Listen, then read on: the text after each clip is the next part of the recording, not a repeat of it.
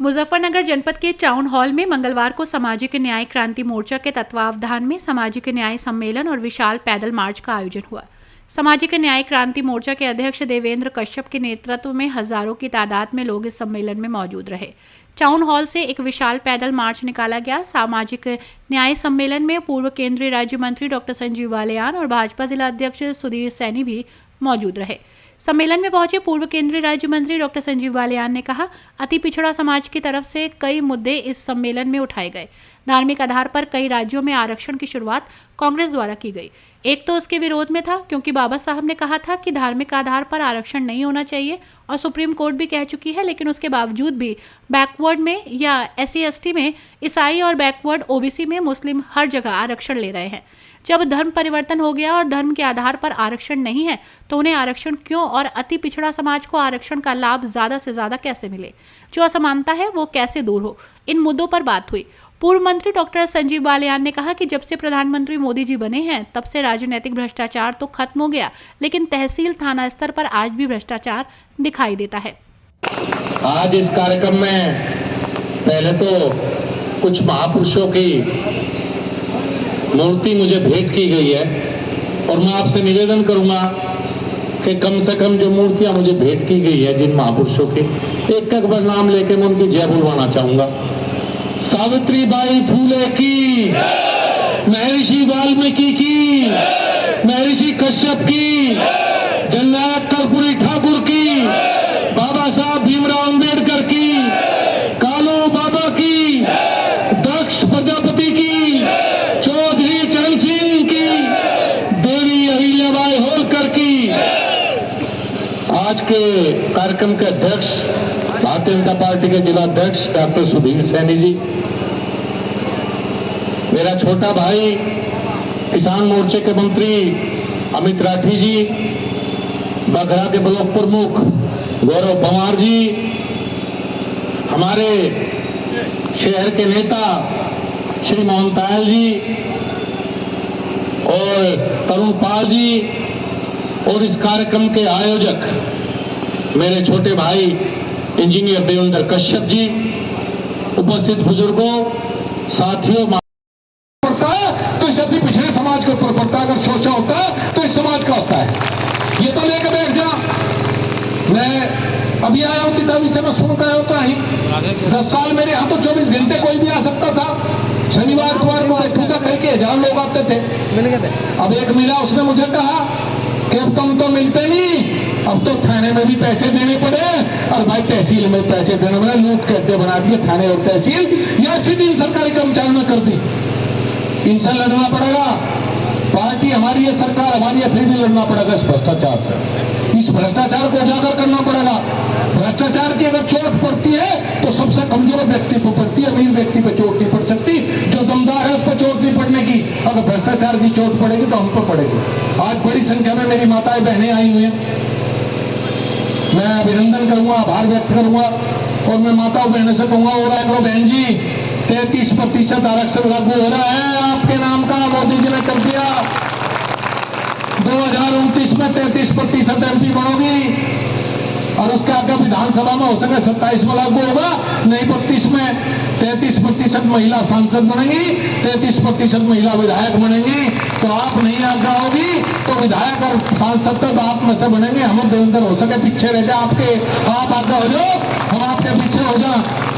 तो ये लड़ाई लड़नी पड़ेगी और ये लड़ाई हमारी है, सरकार की लड़ाई नहीं है, भ्रष्टाचार दूर करने की लड़ाई। सरकार का कुछ नहीं जा रहा इसमें, वहां तक बात नहीं पहुंची। सरकार बहुत बड़ी चीज होती है, बहुत बड़ा ढांचा होता है। आज एक मुहिम की शुरुआत और करनी है। मेरे जिला अध्यक्ष बैठे हैं। इस मुजफ्फरनगर जनपद में भ्रष्टाचार के खिलाफ एक लड़ाई चुनाव हारने के बावजूद मैं लड़ूंगा भाई। अगर ये सरकारी अधिकारी और कर्मचारी ये सोचते हैं कि तुम भ्रष्टाचार के लिए, तो इनके खिलाफ एक लड़ाई हम लड़ेंगे और वो लड़ाई जमीन से लड़ी जाएगी। कुछ पत्रकार भाई मेरे से पूछेंगे तुम्हारी तो सरकार है, लड़ाई क्यों लड़ोगे भाई? भाई सरकारों में भी लड़ाई लड़नी पड़ती है। ऐसा नहीं होता कि सरकारों में लड़ाई बिना लड़े कुछ नहीं होता। आज हम इकट्ठा हुए हैं लड़ने के लिए और मैं फिर यही रहूंगा। अगर थाने और तहसील की दलाली समाप्त ना हुई तो अगर अपनी सरकार में भी धरना प्रदर्शन करना पड़ेगा तो उससे पीछे कहीं भी नहीं हटेंगे। ये जो थानों का भ्रष्टाचार है, ये जो म्यूजिकल चेयर है, हम सब लोग मिलकर इसके खिलाफ लड़ेंगे। और ये जो 2-3 मांगा देवेंद्र कश्यप जी ने उठाई है, ये दूर तक जाएंगी और आपकी इस लड़ाई में कंधे से कंधा लगा कर मैं आपके साथ हूं। आप सबका बहुत बहुत धन्यवाद, बहुत बहुत आभार, बहुत बहुत धन्यवाद। मैं देवेंद्र कश्यप पहले नंबर पर आए हैं। कपिल देव अग्रवाल मंत्री जी हैं, मैं पूर्व सांसद हूं, केंद्रीय मंत्री, हम सबसे बहुत आगे देवेंद्र कश्यप इस सदस्यता अभियान में रहे हैं, उनको बहुत बहुत बधाई। और आज के कार्यक्रम की शानदार कार्यक्रम की भी उन्हें बहुत बधाई। इतना अच्छा उन्होंने बोला कि पहली बार बहुत दिनों में मैं किसी भाषण को मंत्रमुग्ध आंकड़ों के आधार पर, तथ्यों के आधार पर सुनता रहा। आज यहाँ पे पिछड़े वर्ग की ज्यादातर संख्या है और ये सच है कि मैं धन्यवाद 2 महापुरुषों को जरूर दूंगा। एक तो चौधरी चरण सिंह को, जिन्होंने मंडल आयोग की स्थापना की थी, और एक वीपी सिंह जी को, जिन्होंने उसे लागू किया था, जिससे इस वर्ग को कुछ अधिकार मिल सके। अधिकार आए, नीचे आए, लेकिन धरातल पे, गांव में, कच्चे मकान में, झोपड़ी में, टूटी हुई छत में शायद वो अधिकार इतना पहुंच नहीं पाया जितना पहुंचना चाहिए था। और उसे पहुंचाने के लिए एक शुरुआत हुई हरियाणा से, जैसे भाई देवेंद्र ने बताया कि जिस तरह से एससी समाज में कहीं ना कहीं ऊपर रह जाता था, जो उनका रिजर्वेशन है 22%, उसे पहुंचाने का काम भारतीय जनता पार्टी की सरकार ने, आदरणीय नायब सैनी जी ने, आदरणीय प्रधानमंत्री जी के आदेश पे जो पहुंचाया है, ये काम हर वर्ग के लिए आगे बढ़े, हर वर्ग के गांव तक पहुंचे। हमें जो सरकारी सुविधाएं हैं, जो आरक्षण है, वो हमारे नीचे तक जाना चाहिए। वो कहीं ना कहीं हमारे अंदर कुछ वर्ग उनका ज्यादा फायदा लेते हैं और जिन्हें वाकई मिलना चाहिए, जिन्हें वाकई दिक्कत है। मैं तो अति पिछड़े में बहुत से ऐसे समाज को जानता हूं जो ऐसी समाज से भी जिनकी हालत खराब है। सच्चाई है कड़वी, ये समाज का एक सच्चाई है, बहुत बड़ी सच्चाई है। और सच्चाई को अगर हम स्वीकार नहीं करेंगे तो देश आगे नहीं बढ़ सकता। इतनी बड़ी संख्या, जिनकी देश में इतनी बड़ी संख्या हो, अगर वो 7 कदम टाल करके नहीं चलेंगे, ये आर्थिक असमानता अगर बढ़ती जाएगी, अगर आर्थिक असमानता बढ़ेगी तो देश तरक्की कैसे करेगा? जब देश का एक बड़ा वर्ग गांव में उसी हालात में जिएगा तो देश आगे नहीं बढ़ सकता। देश को सबको साथ लेकर आगे बढ़ना, यही सामाजिक न्याय कहता है कि सबको साथ आगे लेकर हम बढ़े किसी भी तरह से। ये असमानता है, ये असमानता कहीं ना कहीं दूर होनी चाहिए। और जहां आरक्षण का ज्यादा लाभ है, जिस वर्ग को कम लाभ मिल पा रहा है, ऐसी व्यवस्था निश्चित रूप से होनी चाहिए कि आरक्षण का प्रावधान लाभ सबको साथ मिल सके। एक बहुत महत्वपूर्ण मुद्दा आज इस मुजफ्फरनगर से उठा है, और ये मुजफ्फरनगर से उठ के देश के हर कोने में जाएगा। आज मैं आपको बताता हूँ एक मुद्दा जो देवेंद्र ने उठाया है, वो बहुत आगे तक जाएगा। वो है धार्मिक आधार पर आरक्षण। कोई नहीं बोल रहा है जिस बात के ऊपर देश में आरक्षण की व्यवस्था जब बाबा साहब ने की, तो जो भेदभाव हुआ जिन समाज के साथ, उस समाज को बराबरी देने के लिए व्यवस्था दो तरह। एक तो सामाजिक आधार पर आरक्षण जो भारतीय संविधान कहता है, आर्थिक आधार पर आरक्षण आदरणीय प्रधानमंत्री ने ईडब्ल्यूएस में 10% किया। तो जो बाबा साहब का सपना था, जो सामाजिक भेदभाव जिन वर्गों के साथ हुआ, उन्हें एससी आधार पर एससी में आरक्षण मिला और बैकवर्ड में आरक्षण मिला। लेकिन जो लोग धर्म बदल गए, जो इस बात से कहीं न कहीं उनका धर्म बदल कर दूसरे धर्म में चले गए, जब देश का संविधान इजाजत नहीं देता कि धार्मिक आधार पर आरक्षण हो, तो कांग्रेस की सरकार के द्वारा कुछ तो प्रदेशों में धार्मिक आधार पर आरक्षण दिया गया, चाहे वो तमिलनाडु का आरक्षण हो, चाहे वो आंध्र प्रदेश का आरक्षण हो, या कई प्रदेश का आरक्षण हो। पश्चिम बंगाल का आरक्षण जब सुप्रीम कोर्ट ने समाप्त किया तो कहा भी सुप्रीम कोर्ट ने कि धर्म का आधार पर आरक्षण नहीं हो सकता। लेकिन मैं अपने जनपद में आज कहता हूं, ओबीसी में जो रिजर्व होती है सीटें, कितनी सीटों पर मुस्लिम प्रधान बने हुए हैं, कितनी सीटों पर मुस्लिम बीडीसी बने हुए हैं। अगर वो अधिकार उन्हें ना मिलता तो वो अधिकार किसे मिलता? मेरे कश्यप भाई को मिलता, मेरे प्रजापति को मिलता, मेरे पाल को मिलता। उन गांव का कौन प्रधान होता? उन गांव का कौन बीडीसी होता? यही मिलता। तो ये क्यों कर दिया भाई आपने? जब धर्म बदल लिया, हम चले गए भेदभाव से हटके, और जब वो कहते हैं कि हमारे धर्म में भेदभाव नहीं है, जातियां नहीं है, तो इसमें आरक्षण क्यों है? बैकवर्ड में उनका आरक्षण, शेड्यूल कास्ट और शेड्यूल ट्राइब का आरक्षण का लाभ अगर कोई आज ले रहा है सबसे ज्यादा, तो ईसाई ले रहे हैं।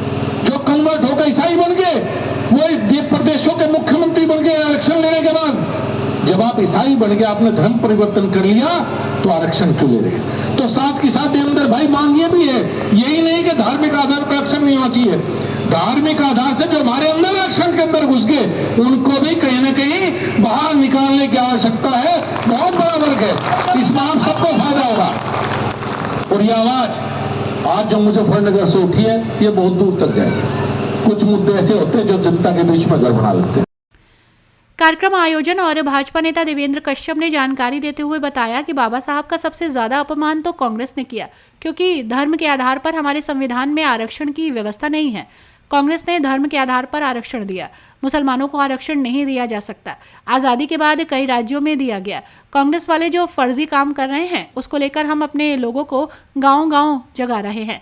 सामाजिक न्याय का अर्थ यही है कि जो दबे कुचले लोग हैं, उन्हें कैसे गैर बराबरी से बराबरी पर लाया जाए, इसलिए ये सामाजिक न्याय सम्मेलन किया गया। आज के इस कार्यक्रम के हमारे संयोजक और आज के इस कार्यक्रम में हमारे मुख्य अतिथि के रूप में हमारे बीच में पधारे पूर्व केंद्रीय मंत्री, इस मुजफ्फरनगर लोकसभा को जिन्होंने सुशोभित करने का काम किया है, जिन्होंने इस जनपद के अंदर विकास के नए आयाम स्थापित करने का काम किया है, जिनका उद्बोधन आपने भी सुना, ऐसे बहुत ही सम्मानित आदरणीय संजीव बालियान जी, मंच पर उपस्थित किसान मोर्चा के क्षेत्रीय मंत्री आदरणीय अमित राठी जी, भारतीय जनता पार्टी के वरिष्ठ नेता आदरणीय श्री मोहन कायल जी, और निश्चित रूप से भारतीय जनता पार्टी की सरकार ने लगातार पूर्व में भी प्रयास किया है। जैसा कि देवेंद्र जी ने बताया कि पूर्व में राजनाथ माइक बंद कर दो, एक मिनट भाई, माइक बंद करो। सामाजिक न्याय सम्मेलन किया गया है, उद्देश्य क्या है? देखिए, इसमें कई मुद्दे थे। जो विशेष रूप से अति पिछड़ा समाज है, उसकी तरफ से कई मुद्दे हैं। तो बात यह है कि धार्मिक आधार पर जो आरक्षण की शुरुआत कांग्रेस पार्टी के द्वारा कई राज्यों में की गई, एक तो उसके विरोध में था, क्योंकि बाबा साहब ने पहले कहा था कि धार्मिक आधार पर आरक्षण नहीं होना चाहिए, और सुप्रीम कोर्ट भी कह चुकी। लेकिन उसके बावजूद भी बैकवर्ड में या शेड्यूल SC ST में ईसाई और बैकवर्ड में OBC में मुस्लिम हर जगह करीब करीब आरक्षण ले रहे हैं। जब धर्म परिवर्तन होगा, धर्म का आधार पर आरक्षण नहीं है, तो उन आरक्षण क्यों?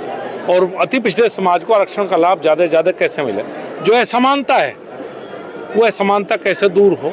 इन कुछ मुद्दों पर आज की मीटिंग इंजीनियर देवेंद्र कश्यप के द्वारा बुलाई गई थी। मंत्री जी, आपने कहा थाने और तहसीलों में जो भ्रष्टाचार चल रहा है, उनके खिलाफ भी अब आंदोलन करना पड़ेगा, धरने में बैठना पड़ेगा, चाहे सरकार हमारी भी हो। उसको लेकर क्या कहना है? देखिए, मैं तो स्पष्ट करता हूँ कि जब से भारतीय जनता पार्टी की सरकार बनी है, मोदी जी देश के प्रधानमंत्री बने हैं, एक तरह से आप कह सकते हैं कि राजनीतिक जो भ्रष्टाचार था वो तो समाप्त है। लेकिन कहीं ना कहीं थाने के स्तर पर जहाँ गरीब व्यक्ति को जाना पड़ता है, उस पर आज भी भ्रष्टाचार दिखाई देता है। रोज लोग मिलते हैं, और पिछले कुछ दिनों से ज़्यादा बढ़ा है, चाहे वो तहसील के स्तर पर हो, थाने के स्तर पर हो। और अगर इसी तरह से जारी रहा, आप भी पत्रकार हैं, आप भी मीडिया के साथी हैं, आपको भी बहुत से लोग रोज मिलते हो, तो इसके खिलाफ आवाज़ तो उठानी पड़ेगी, लड़ना पड़ेगा। अपनी सरकार है तो भी इसके खिलाफ आवाज़ उठाएंगे। ऊपर तक आपके माध्यम से ऊपर आवाज़ जाएगी। अगर मुजफ्फरनगर में थानों में भ्रष्टाचार है, तो मैं आपके माध्यम से लखनऊ पहुंचाऊंगा। अधिकारियों को तो कह चुके, अब जब कहने के बाद भी अगर कोई नहीं सुधरेगा, तो लड़ाई एकमात्र विकल्प बचता है। बाबा साहब के मामले में तमाम संगठन विरोध प्रदर्शन कर रहे हैं और केंद्रीय गृह मंत्री जी का इस्तीफा की मांग कर रहे हैं। अगर पूरी क्लिप किसी ने 1.5 मिनट की सुनी हो तो नहीं कर सकता। आदरणीय गृह मंत्री ने कहा था कि बाबा साहब का अपमान कांग्रेस ने किया, मंत्री पद से उन्होंने हटाया, उन्होंने राजनीतिक रूप से उनको कमजोर किया। भारतीय जनता पार्टी ने हमेशा बाबा साहब को सम्मान दिया है, उनके स्मारक बनवाए हैं। लेकिन अगर क्लिप काट के आप मेरी भी बीच में चलाएंगे, तो उसने कहीं ना कहीं समस्या पैदा होगी। ठीक है, आपने सम्मेलन किया है, क्या इसका उद्देश्य है? सामाजिक न्याय सम्मेलन हमने किया, जिसमें मुख्य अतिथि के रूप में हमारे माननीय संजीव बालियान जी, पूर्व केंद्रीय मंत्री, जिलाध्यक्ष जी भारतीय जनता पार्टी सुधीर सैनी जी आए। और इसका उद्देश्य यही है कि जो हमारा संविधान जब बना, आज बाबा साहब अम्बेडकर को कांग्रेस कह रही है, तो सबसे ज़्यादा अपमान तो बाबा साहब का कांग्रेस ने किया, क्योंकि धर्म के आधार पर हमारे संविधान में आरक्षण की व्यवस्था नहीं है। कांग्रेस ने धर्म के आधार पर आरक्षण दिया, मुस्लिमों का आरक्षण नहीं दिया जा सकता। आज़ादी के बाद कई राज्यों में दिया गया। तो आज ये जो फर्जी काम कर रहे हैं कांग्रेस वाले, इसको लेकर हम अपने लोगों को गांव-गांव जगा रहे हैं कि जो सामाजिक न्याय का अर्थ यही है, जो दबे कुचले लोग हैं उनको कैसे गैर बराबरी से बराबरी पर ले आया जाए, इसीलिए ये सामाजिक न्याय सम्मेलन किया गया। और ये मूवमेंट अब गांव-गांव जाएगा। अब गांव-गांव हम चौपाल लगाएंगे, गांव-गांव बताएंगे कि धार्मिक आधार पर आरक्षण नहीं हो सकता। मजबूत जाति और कमजोर जाति को उनके बराबर लाने के लिए सरकार, मोदी जी ने और योगी जी ने सबसे ज़्यादा काम किया। भारतीय जनता पार्टी ने सामाजिक न्याय समिति बनाई, राघवेंद्र कमेटी बनाई, रोहिणी कमीशन बनाया। तो भारतीय जनता पार्टी इस मामले में सीरियस है और अति पिछड़े और अति दलितों के लिए काम कर रही है। हरियाणा में करके दिखाया। नायब सिंह सैनी जी ने नरेंद्र मोदी जी के नेतृत्व में अति पिछड़ों का तो आरक्षण वहाँ अलग है ही है, दलितों का भी अभी 18 सितंबर को 2 हिस्सों में बांटा। मजबूत दलित और कमजोर दलित, ये शुरुआत भारतीय जनता पार्टी ने की। बिल्कुल पूरे देश में जरूरत है। सामाजिक न्याय का अर्थ वही है, जैसे आप घर में अचार डालते हैं और शीशे के डब्बे में जब अचार डालते हैं तो जब उसमें तेल भरते हैं आधे तक, तो 1 हफ्ते बाद चेक करोगे तो जहाँ तक तेल होगा वहाँ तक अचार गल जाएगा, ऊपर का नहीं गलेगा।